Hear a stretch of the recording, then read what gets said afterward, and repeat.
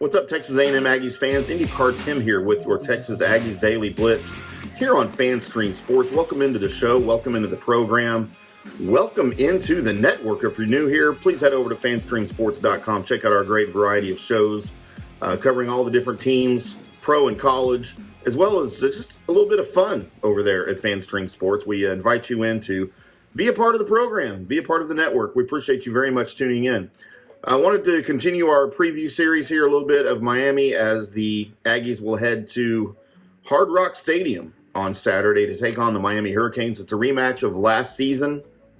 The Aggies sort of, I guess, beat out a 17-9 win over a Miami team that wasn't very good. I think they were touted to be better than they were last year, but of course, at that point in the season in September of last year, the Aggies kind of were too. We know what happened to them as the season went on. They got the 17-9 win. Somehow they managed only 264 total yards against Miami. 140 of those were passing yards. Then starter Max Johnson was able to manage. And Devon Achane, the guy who carried the ball most of the time for the Aggies and was responsible for most of the rushing yards that day, well, he's in Miami, but playing for the NFL Dolphins, of course. So it's a new year, it's a new season, and it's really two very different teams heading into the Week 2 matchup between the ACC and the SEC.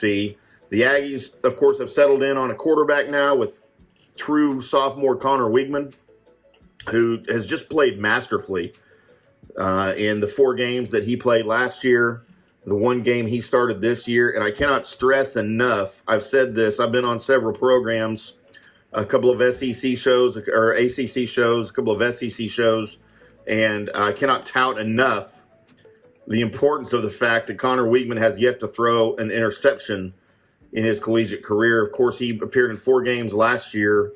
He threw 8 touchdowns, 0 interceptions. In game 1 of this year, of course, 5 touchdowns, 0 interceptions. So he's on a 13-0 touchdown interception ratio. And of course, that's not going to continue. I realize that.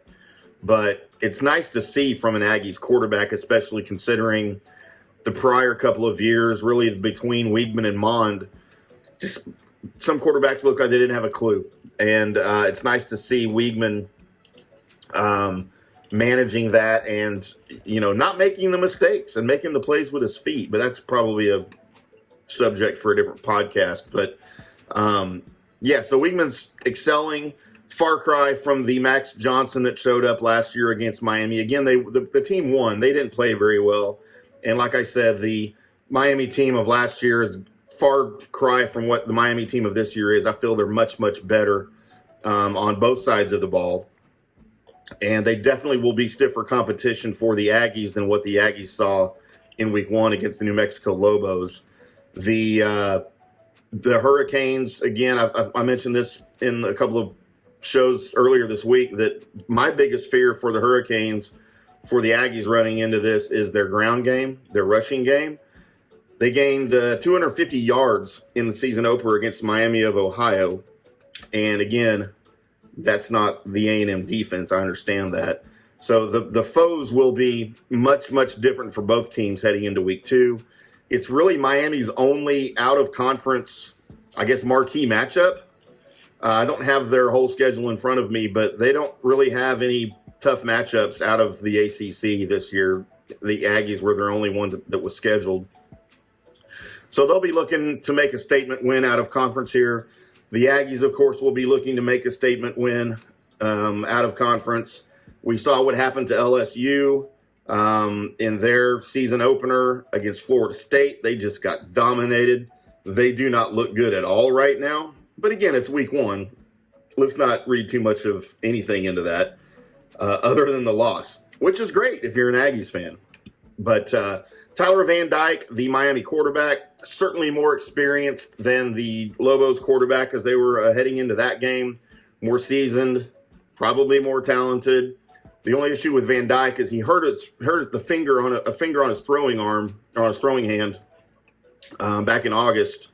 Earlier in August, and he had it taped up in the game against the Red Hawks. But Mario Cristobal, head coach of the Hurricanes, doesn't think that's going to be an issue.